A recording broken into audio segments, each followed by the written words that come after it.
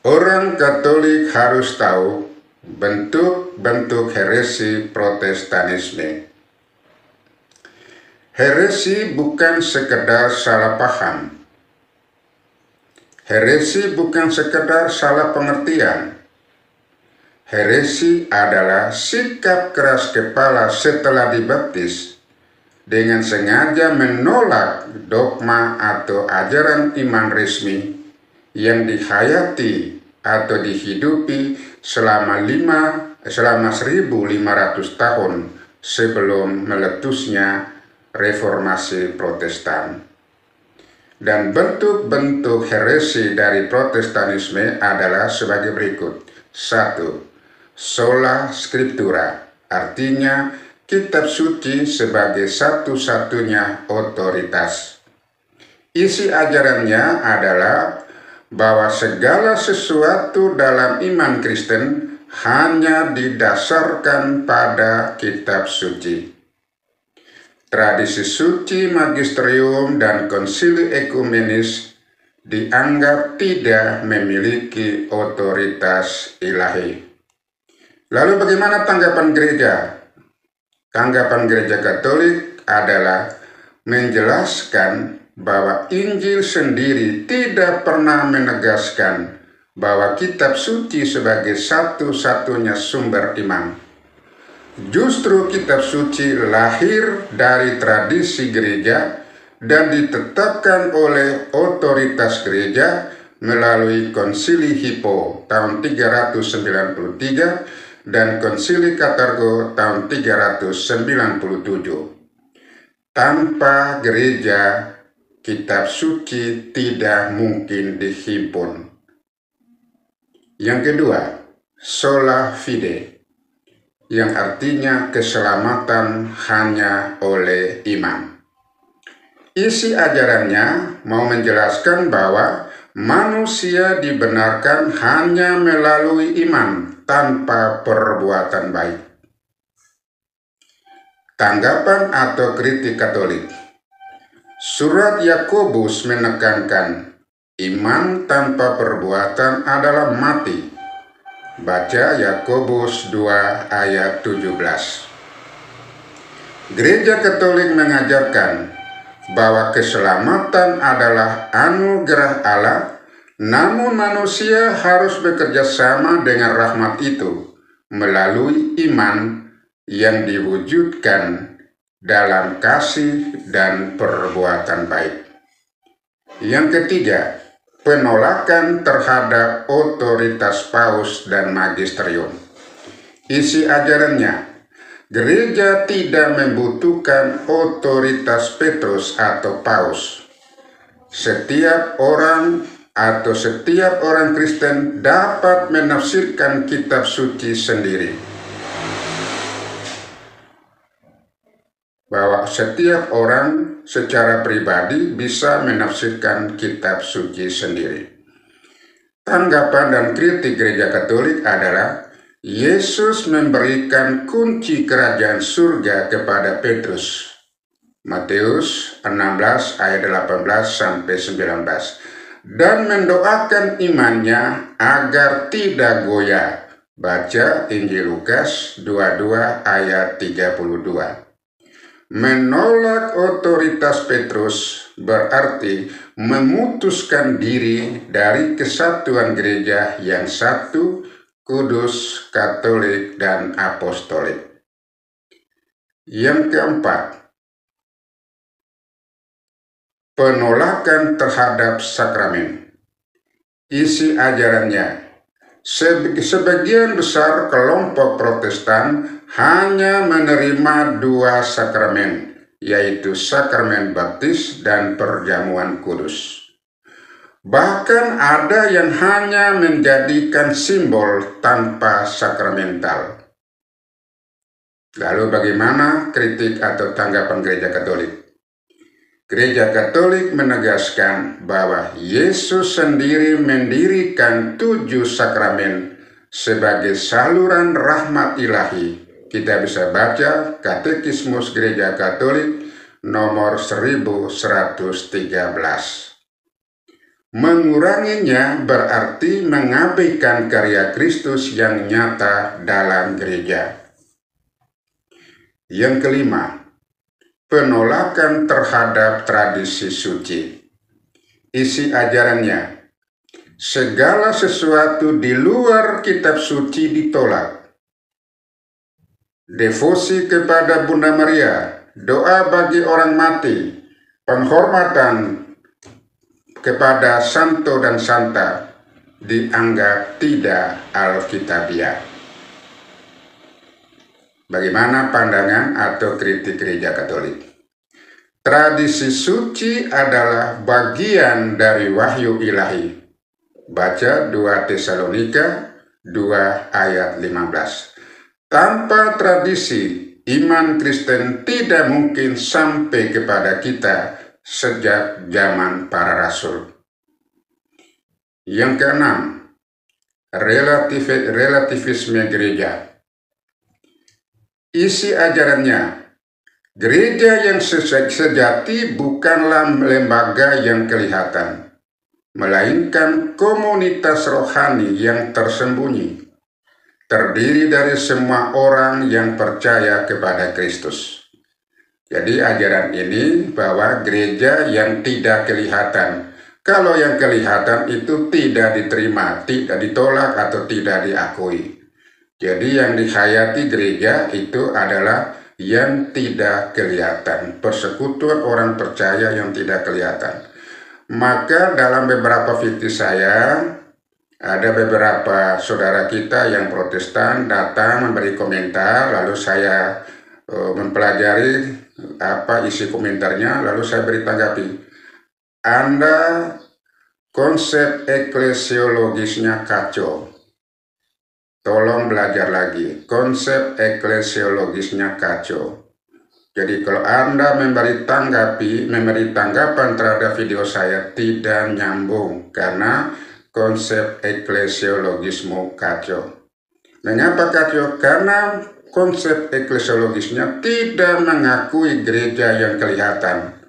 Karena yang diimani atau yang dipegang oleh mereka adalah gereja yang tidak kelihatan. Maka ada video saya yang satu menyatakan sola fide itu adalah iman tanpa tubuh, beragama tanpa tempat. Ya itu pertimbangannya itu, karena mereka menolak yang nyata, yang fisik, yang kelihatan.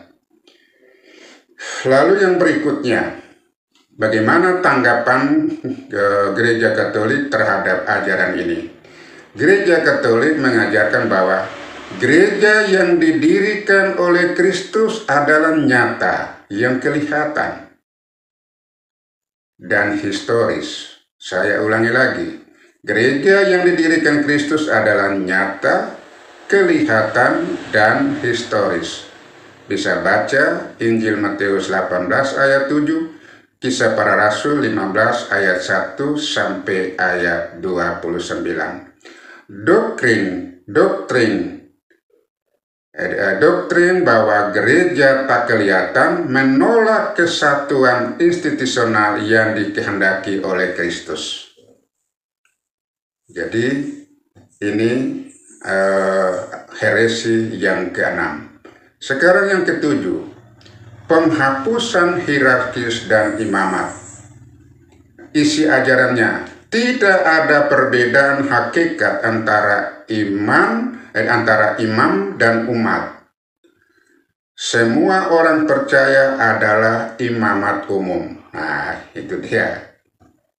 Maka banyak orang Katolik ini beri komentar karena ada beberapa gereja Protestan itu sudah mengadakan upacara perjamuan mirip dengan Ekaristi. Lalu dipertanyakan, apa dasar perayaan itu? Karena Anda menolak sakramen imamat. Apa dasarnya? Nah, kalau Anda memberikan berkat, lalu Anda mengajar, apa dasarnya? Karena Anda menolak sakramen imamat. Jadi tidak ada dasarnya. Yang bisa merayakan sakramen, yang bisa merayakan perjamuan itu hanya imam. Selain imam tidak bisa. Gitu. Nah, lalu bagaimana tanggapan gereja Katolik? Tanggapan atau kritik gereja Katolik? Benar, semua orang percaya adalah imamat umum. Baca 1 Petrus 2 ayat 9. Tetapi Kristus juga menetapkan imamat khusus untuk melayani sakramen. Baca Yohanes 20 ayat 22 sampai 23, Kisah Para Rasul 20 ayat 28. Jadi yang dihayati oleh saudara kita yang Kristen Protestan adalah imamat umum, yaitu sakramen baptis. Menolak imamat khusus, yaitu sakramen imamat. Gitu. Nah, kalau menolak imamat berarti putus rantai suksesi apostolik, tidak nyambung dari Yesus, para rasul, lalu pengganti-pengganti para rasul, yaitu Paus sebagai pengganti Santo Petrus dan uskup sebagai pengganti para rasul. Jadi tidak nyambung. Kenapa tidak nyambung? Karena tidak memiliki sakramen imamat. Itu. Lalu yang kedelapan.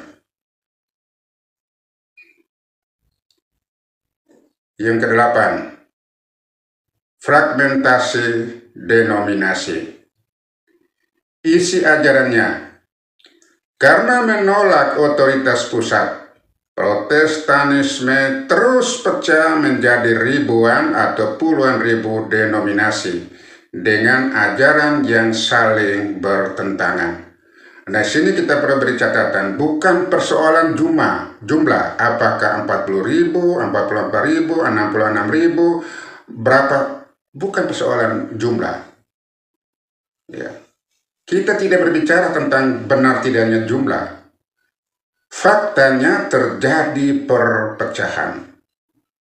Faktanya terjadi pembelahan diri terus-menerus. Sampai sekarang dan sampai yang akan datang tetap pecah di dalam tubuh kekristenan.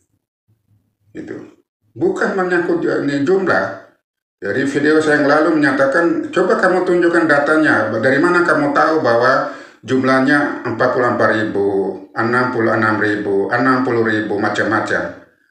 Dari sini saya menyatakan bahwa bukan persoalan jumlah. Jumlah itu maksudnya seandainya orang meneliti, hari ini jumlahnya ditemukan jumlahnya 40.000. Bisa jadi 2 hari kemudian tambah lagi. Iya. Seminggu kemudian tambah lagi beberapa gereja. Maka di mana-mana itu orang mendirikan gereja sehingga menjadi masalah sosial, terjadi keributan. Karena banyak gereja yang muncul, hampir tiap hari muncul, sehingga terjadi masalah sosial karena mendirikan gereja di mana-mana. Akibat dari fragmentasi atau perpecahan denominasi gereja. Lalu bagaimana kritik atau tanggapan gereja Katolik? Kristus berdoa supaya mereka semua menjadi satu. Baca Yohanes 17 ayat 21. Perpecahan ini menandakan rapuhnya doktrin yang tidak berakar pada otoritas ilahi gereja. Atas dasar inilah maka gereja Katolik sebagai seorang ibu, datang mengunjungi dan menawarkan supaya kembali kepada gereja yang satu. Berusaha untuk membangun persatuan, persaudaraan di antara kita.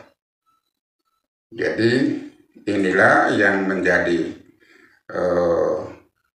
heresi dari Protestanisme. Ada 8 heresi dari Protestanisme. Maka kalau ada orang, saudara-saudara kita yang Kristen Protestan itu berusaha menyatakan Kristen itu bukan heresi.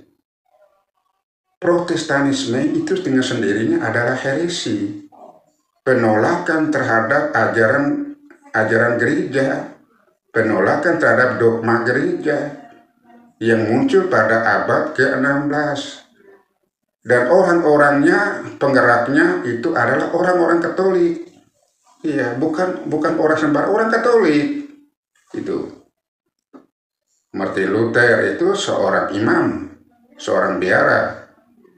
Ya. Zwingli seorang imam.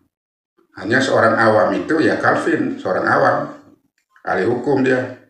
Saya tidak mengerti mengapa awan itu banyak pengikutnya. Saya tidak mengerti.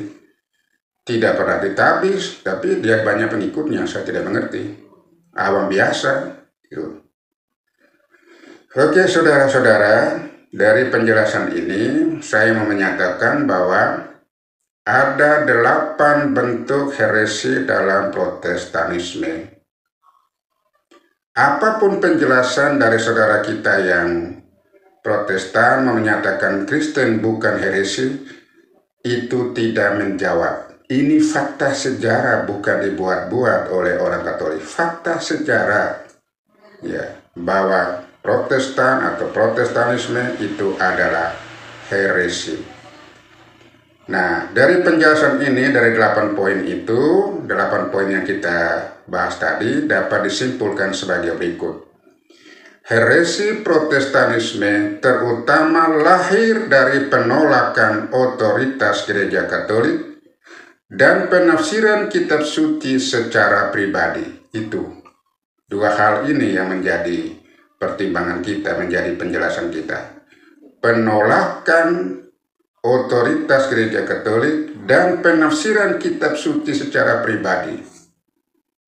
Makanya kalau kita berkomunikasi dengan saudara kita yang Protestan, selalu mereka tanya, ini ayat apa? Tunjukkan ayatnya, tunjuknya babnya, tunjuknya kitab suci.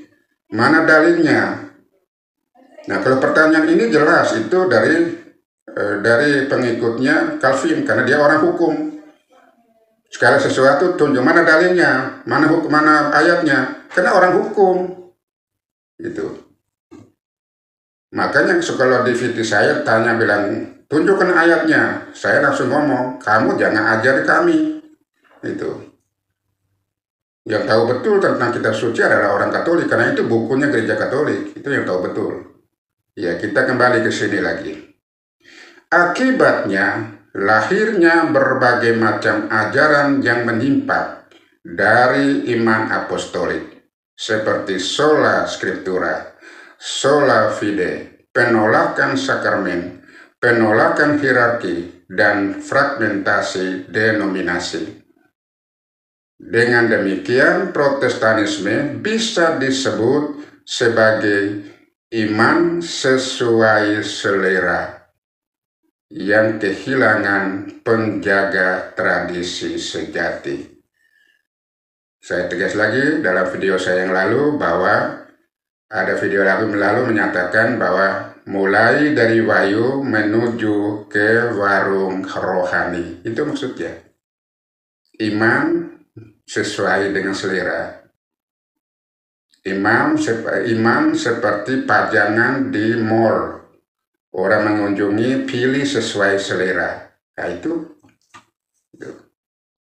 Jadi saya sudah menjelaskan video saya yang beberapa minggu yang lalu dengan judul Dari Wahyu Sampai ke Warung Ilahi atau Warung Rohani. Maksudnya ajaran-ajaran iman itu dipajang dan orang mengunjungi memilih sesuai dengan selera, memilih sesuai dengan kebutuhannya. Nah itu dikatakan iman sesuai selera. Saudara-saudari, saya kira demikian penjelasan ini. Semoga Tuhan memberkati kita semua. Amin.